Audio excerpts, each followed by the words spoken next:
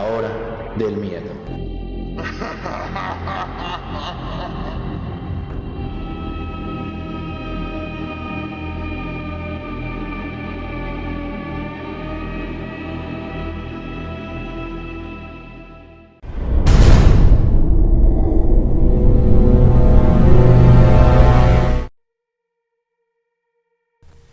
En una capilla perteneciente a un pueblo norteño de Argentina, daba su habitual misa el padre Miguel, párroco de la misma desde hace mucho tiempo y muy querido por los pocos habitantes que vivían en aquel pueblo, que a pesar de ser muy chico, su cálida gente no dejaba de concurrir todos los domingos a la capilla para participar en la misa, en la cual él mismo llevaba a cabo. Como dicen comúnmente, pueblo chico, infierno grande, y les explicaré por qué. Se comentaba que el gran padre tenía un amante que todos los viernes, cuando su marido, el albañil del pueblo, iba de cacería al monte y sabiendo que no volvería hasta el día siguiente, ella se dirigía a la capilla y pasaba la noche entera con el padre Miguel, quien se había enamorado perdidamente de ella, aún sabiendo que la mujer era casada, y peor aún, sabiendo que estaba cometiendo el peor pecado desde que entregó su vida a Dios. Pero el secreto debía de guardarse bajo 7 llaves porque ambos sabían los riesgos que corrían si alguien se enteraba de la relación que tenían. Durante mucho tiempo tuvieron su nido de amor. Todos los viernes ella esperaba que se fuera su marido, preparaba sus cosas y se dirigía rumbo a la capilla, ansiosa por ver a su amante y pasar la noche junto a él.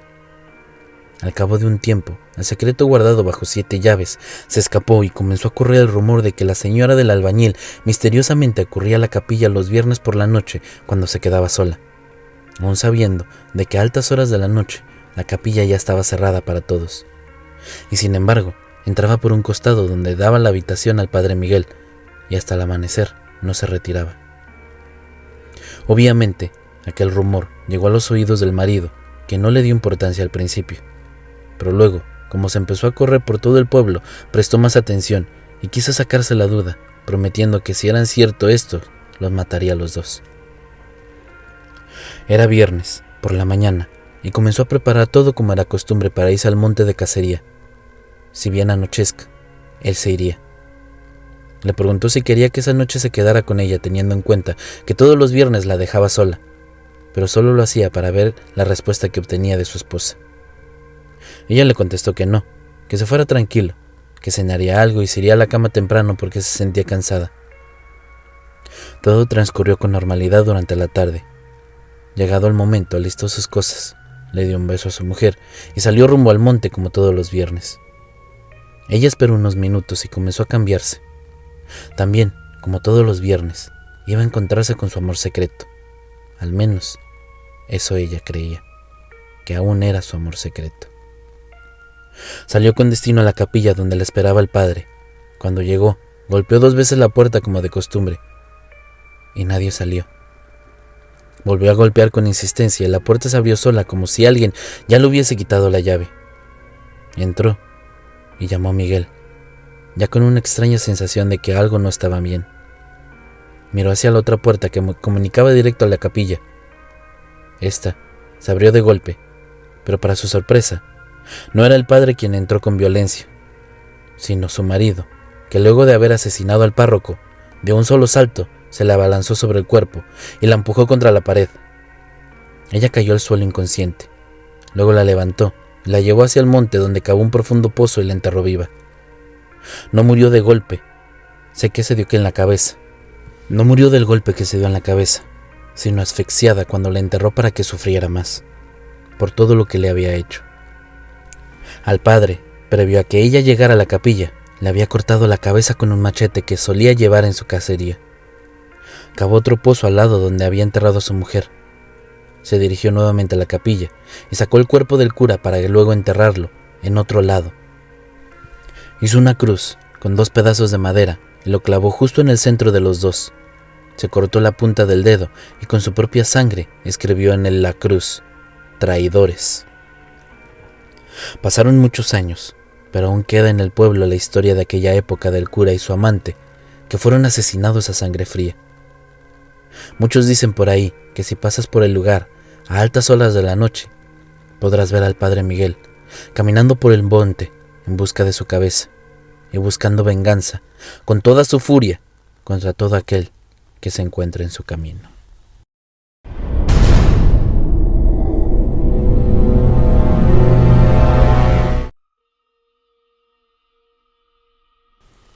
Mis amigos y yo teníamos un juego en que mi Pomerania era el señor demonio que podía someter a toda la raza humana con su ternura.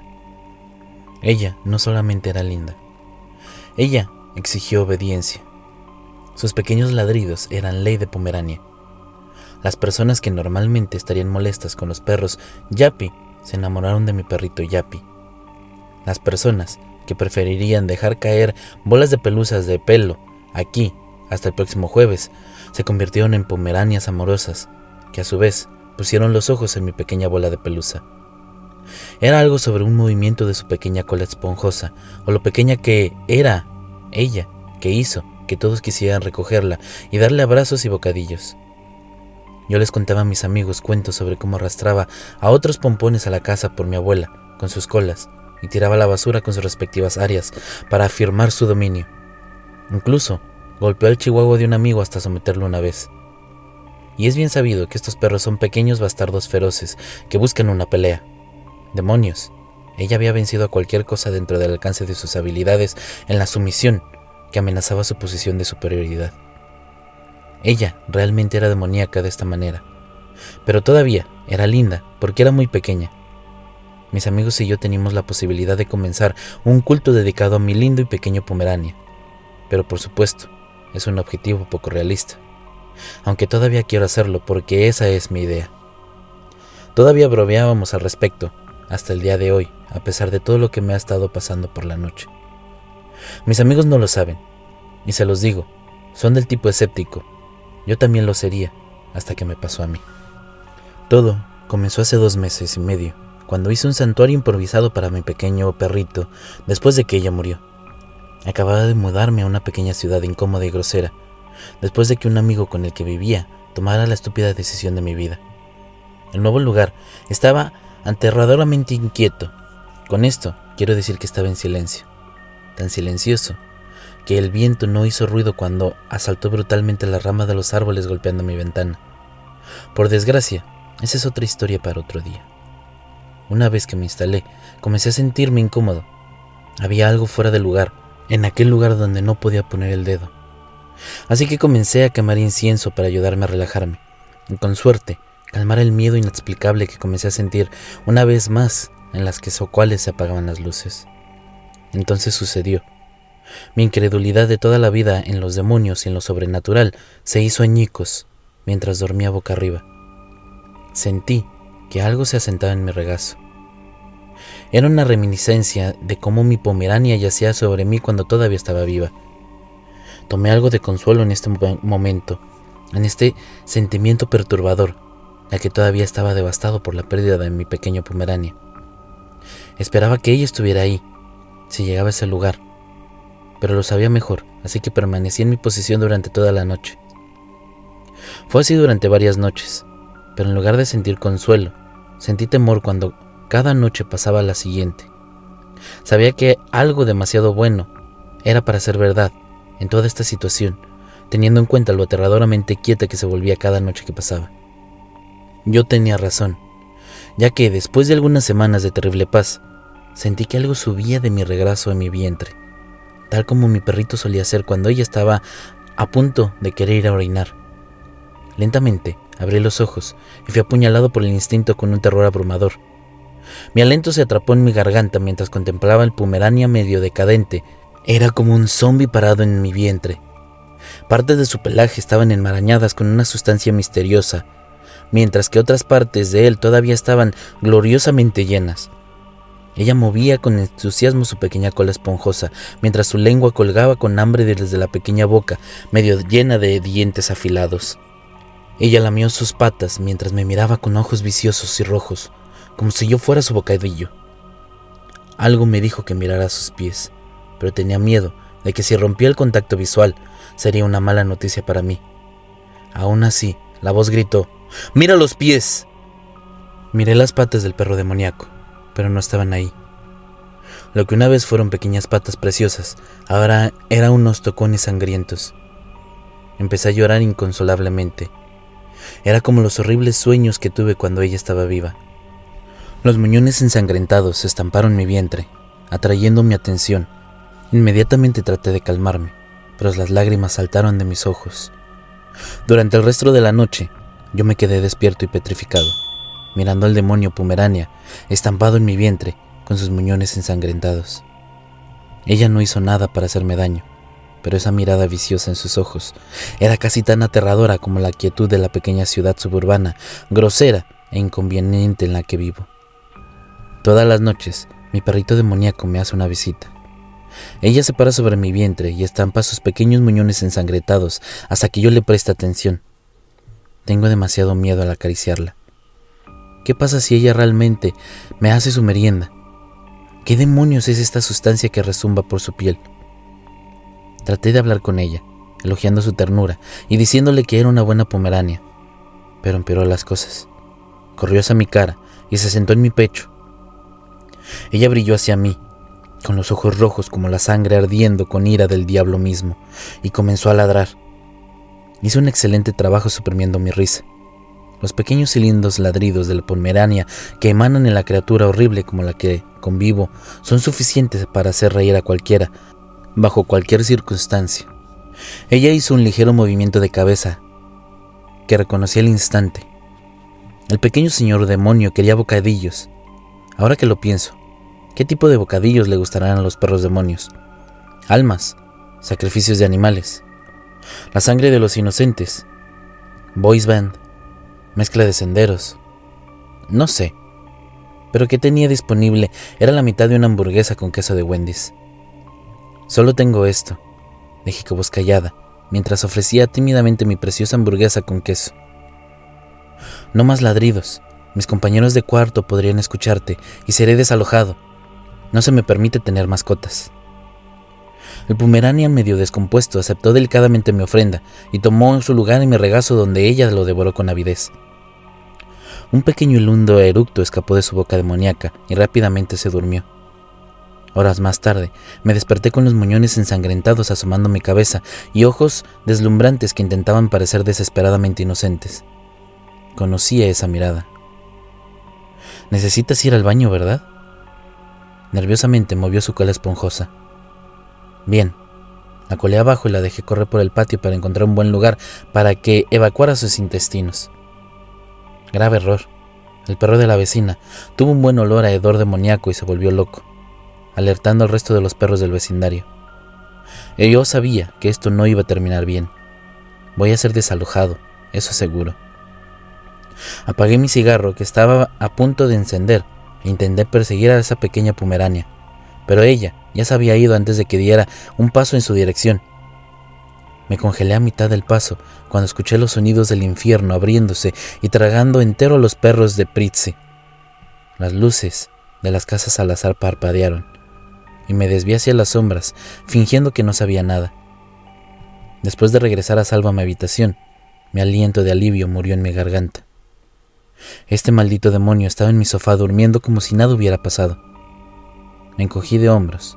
No tenía sentido sermonear algo que pudiera arrancarme la cara y usarlo como aperitivo en un momento dado. Me levanté suavemente. El pequeño Pomerania lo coloqué en mi regazo mientras me acostaba para una noche de sueño no tan tranquilo. A la mañana siguiente, el vecindario se levantó en armas por una matanza masiva de todos los perros de la cuadra. Se especuló que un animal salvaje estaba al acecho, pero otros vecinos señalaron que como solo se mataban perros, tenía que haber sido hecho por manos humanas. La gente estaba dividida. Se produjo el caos. Mientras mis vecinos estaban en guerra entre sí, aproveché la oportunidad para inspeccionar la carnicería. Un miedo me sacudió, me atravesó, cuando me di cuenta exactamente lo que el demonio había hecho.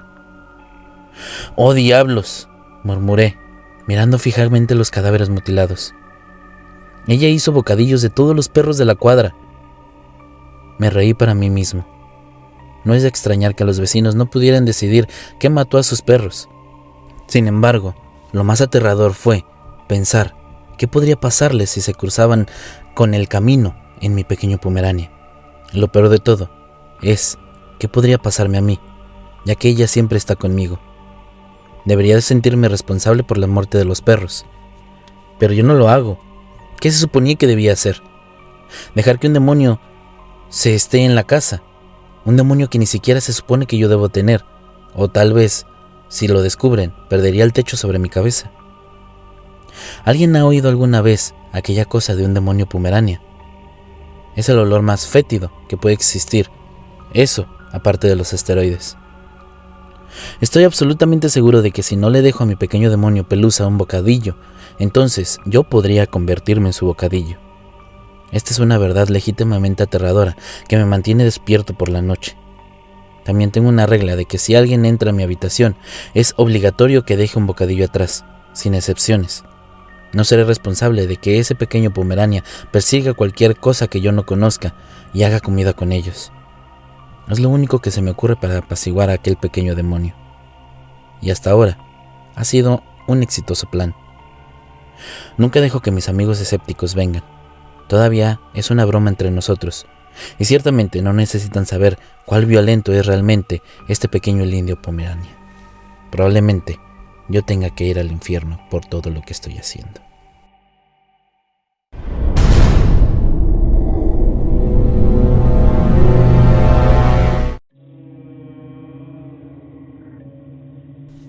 Oh, la ciudad de Silver Crossing. ¿Qué? ¿Nunca has oído hablar de nosotros? La verdad no me sorprende. Verán, nuestra pequeña ciudad no se puede encontrar en los mapas de Google. En lo que respecta al resto del mundo, no existe. La gente de allí no existe, o al menos no existe ahora. Solía ser una pequeña comunidad autosuficiente que sobrevivía de la tierra y brindaba gran hospitalidad a los forasteros. Atascados en nuestras costumbres y tradicionalmente obstinados, con la familia en el corazón de nuestras creencias fundamentales. No estábamos sin educación ni vivíamos en tribus. Vivíamos y prosperábamos como cualquier otro pueblo. Parecíamos un pueblo pequeño y normal, con pequeños comedores familiares, un cine, tiendas locales, barberías, farmacias, hoteles, muchas más. Ahora solo es una cáscara de lo que era antes. Un desperdicio de espacio andrajoso y lleno de cicatrices en un vasto desierto abierto. ¿Cómo es que terminamos así? Verán, todo comenzó cuando el pequeño Thomas Anderson desapareció. La noticia de la desaparición de Tommy se extendió como la pólvora y toda la ciudad se unió para tratar de ayudar de alguna manera. Yo era amigo de su padre, Michael, así que la noticia también me golpeó bastante. Pasé la semana siguiente junto a los grupos de búsqueda buscando a Tommy en estos densos bosques brumosos. Y nada, absolutamente nada. Después de la segunda semana, la gente empezó a perder la esperanza. Después de la tercera semana, todos, excepto yo y sus padres. Lamentablemente, todos se habían rendido. A mediados de la tercera semana, traté de convencer a Michael y a Sandra, la madre, de que Tommy se había ido. Sandra entró en una profunda depresión y ya se había rendido. Michael, sin embargo, buscaba día y noche a Tommy. Una noche, Michael no volvió. Sandra estaba tan deprimida que ni siquiera se dio cuenta, y se lo atribuí al acampado en el bosque. Tal vez volvería, pero no lo hizo. Cuando Sandra finalmente se dio cuenta, había sido otro día completo, e incluso yo sabía que algo tendría que estar mal. Nunca se había quedado fuera tanto tiempo, ni siquiera para un viaje de campamento. Eso, y Sandra dijo que no empacó ningún equipo de campamento, por lo que no pudo haber planeado acampar en ese lugar. Una vez más, la ciudad empezó a realizar otra búsqueda, esta vez un poco más corta, y finalmente le llamaron a casi las 3 semanas. Probablemente algo lo había matado, un oso, un lobo, y se lo había comido. Tal vez a Tommy también, o al menos eso es lo que la gente del pueblo quería creer. 2 semanas después, voy a visitar a Sandra y veo cómo está y me doy cuenta de que aparece algo diferente. Ella está hablando consigo misma en su porche trasero y simplemente mirando hacia el bosque, blanco, sin emociones. Le pregunto que qué está haciendo y me dice que tiene buenas noticias. Dijo que había escuchado la voz de Tommy llamándola desde el bosque anoche. Ella lo escuchó acercarse cada vez más, pero cuando trató de acercarse al sonido, el auto del sheriff se había detenido en el camino de entrada y asustó a Tommy. Lo maldije por completo, todo lo que vale por hacerme perder a mi hijo por segunda vez, me dijo mientras se mecía adelante y hacia atrás en su porche, mientras me contaba la historia. No me importa si venía a ver cómo estaba o no, asustó a Tommy. Tal vez Tommy piensa que ahora está en problemas y está demasiado asustado para regresar. Lo único que importa es que sé que está allá afuera y que quiere volver a casa. Seguiré buscando, pero él volverá a mí. Simplemente lo sé. Salí de su casa poco después. Hablé con el sheriff. Me dijo que trató de visitar a Sandra, pero cuando se detuvo en el camino de entrada, ella vino detrás de la casa chillando y gritándole, insultándolo y diciéndole que se fuera. Vine a visitarla, pero esta no fue la única razón para ir a casa anoche. Vine para hacerle saber que un par de personas en la ciudad tenían informes separados, pero similares, de un niño que sonaba como Tommy, gritando en el bosque, pero los que habían escuchado no se investigarían por sí mismos, y solo me lo informaron a mí. Vine para hacerle saber que había enviado a algunos oficiales a investigar, pero que quería informarle de la situación. El sheriff me dijo, mientras hacía una pausa y suspiró. La mujer loca ni siquiera me dejó decir una palabra antes de que me echara. Traté de calmarla, pero solo empeoró. Podría haberla traído, pero no tenía ninguna razón real para hacerlo, y ella tenía todo el derecho de decirme que me fuera. Vine sin avisarle y en un mal momento, pero nunca la había visto tan errática. Más tarde esa noche, Sandra debió de haber seguido la voz, porque ella también desapareció. Esa fue la gota que colmó el vaso para la ciudad. Había que hacer algo. En lugar de otra búsqueda, el alguacil puso un toque de queda y algunas reglas estrictas sobre viajar y cazar o cualquier actividad al aire libre. Esto no detuvo a las personas que sentían que podían seguir sus propias reglas, especialmente niños y adultos más jóvenes. Finalmente, una tras otra, desaparecieron más y más personas. Todos los informes extraños alrededor de la ciudad de los bosques tenían detalles similares. El más común de estos fue que quienes escucharon las voces informaron que aquellas voces que escuchaban pertenecían a los que desaparecieron y que las voces siempre eran gritos de angustia o esa persona llamando a otra persona. Nunca sonaron normales, como si fueran los últimos gritos que esa persona había hecho. Había abandonado mi propia casa cerca del bosque y busqué refugio en el centro de la ciudad donde vive mi otro amigo Kenneth. Kenneth y yo nos habíamos abastecido de alimentos y suministros para que duráramos más tiempo, el tiempo que realmente necesitamos. No teníamos ni idea de lo que estaba sucediendo al pueblo, como tampoco lo había ninguno de los sobrevivientes. Ni siquiera la gente que intentaba viajar fuera de la ciudad podría sobrevivir. Sarah Miller había vuelto un par de días por la carretera, toda ensangrentada y despeinada. Ella y su novio Josh habían intentado escapar de la ciudad, pero fueron emboscados por lo que fuera que estaba allí en el bosque. De alguna manera, habían escapado, pero Josh había sido asesinado. Cuando le preguntaron sobre la cosa en el bosque, todo lo que pudo decir antes de morir de agotamiento fue: Tiene hambre. Habían pasado 2 meses y medio desde la desaparición del pequeño Tommy Anderson, y ahora las únicas personas que quedaban en esta ciudad abandonada por Dios eran Kenneth, Paul el sheriff, 2 de sus oficiales, Mark y Emily, y yo. Todos nos reunimos en el mismo edificio, tapamos las ventanas, además de que pusimos barricadas en las entradas. Paul pensó que lo había visto merodeando cerca del edificio una noche y decidió que él y sus oficiales se acercarían sigilosamente a través de la niebla y lo harían pedazos con las armas y municiones que quedaban. Con vacilación, Kenneth y yo decidimos que también habíamos terminado de escondernos y queríamos recuperar nuestra ciudad. Esto fue el peor error que pudimos haber cometido. Para cuando salimos del edificio y nos dirigimos hacia donde pensábamos que estaba, había desaparecido. Emily fue la primera en irse. Cuando lo vio salir de la niebla hacia ella, gritó y la bestia la reprimió de inmediato. Ninguno de nosotros había tenido una visión clara de lo que todavía era aquella bestia. Solo sabíamos que era grande y que se movía de forma anormalmente rápida. Kenneth y yo no éramos estúpidos. Tan pronto como hicieron falta Paul y Mark, nos arriesgamos a salir corriendo. Llegamos hasta las afueras de la ciudad antes de que se llevaran a Kenneth. Lo único que recuerdo fue su voz chillona que decía: «¡Corre, Steven! ¡Corre!». Cuando fue arrancado hacia la espesa niebla, yo corrí lo más rápido que pude hacia el bosque. Encontré el árbol más cercano al que podía trepar y me trepé lo más alto que pude, tratando de desaparecer entre las gruesas agujas de pino. Debe de haber funcionado porque cuando la bestia vino a buscarme, no pudo encontrarme. Debe tener un sentido del olfato terrible porque no detectó mi olor. Pasé el resto de la noche escuchando el sonido de las ramas que se partían, las hojas que crujían bajo los pies mientras éste se movía, mientras producía una amplia variedad de voces de las víctimas indefensas a las que había consumido. Algunas voces se sobrepusieron como si esta cosa tuviera más de una boca.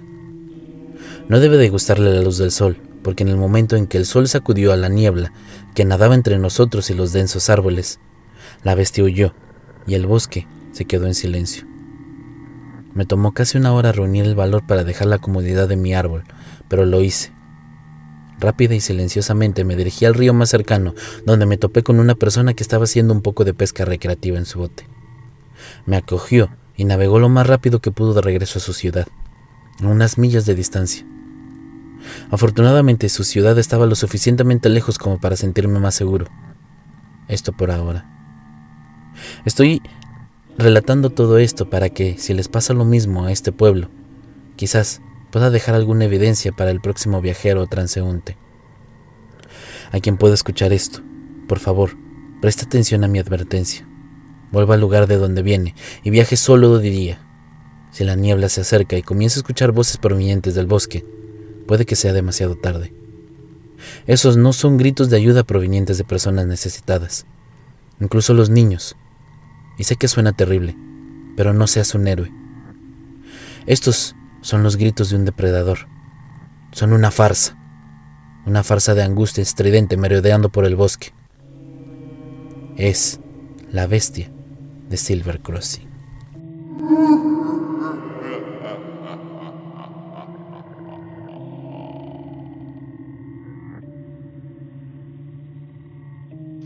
Existen varias historias en el mundo que nos platican sobre fantasmas, espíritus vengativos, criaturas sorprendentes que puede que hayan existido o puede que jamás existieron.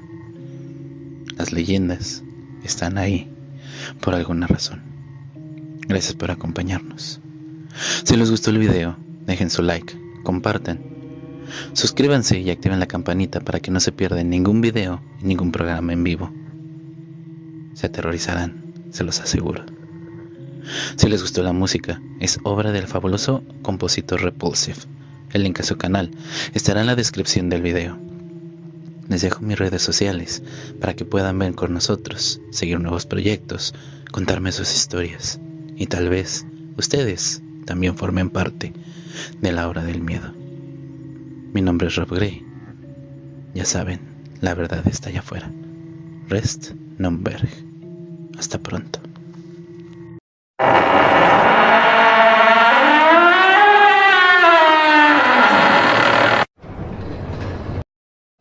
Hola amigos, soy el maestro Rob Gray y junto a la maestra Luna Blackstone los invitamos a sintonizar La Hora del Miedo, donde podemos conocer historias paranormales que ustedes nos compartan y descubriremos qué hay detrás de aquellos eventos. Ya lo saben amigos, La Hora del Miedo, todos los días a las 10 de la noche. Los esperamos a través de Aradia Radio, su radio paranormal.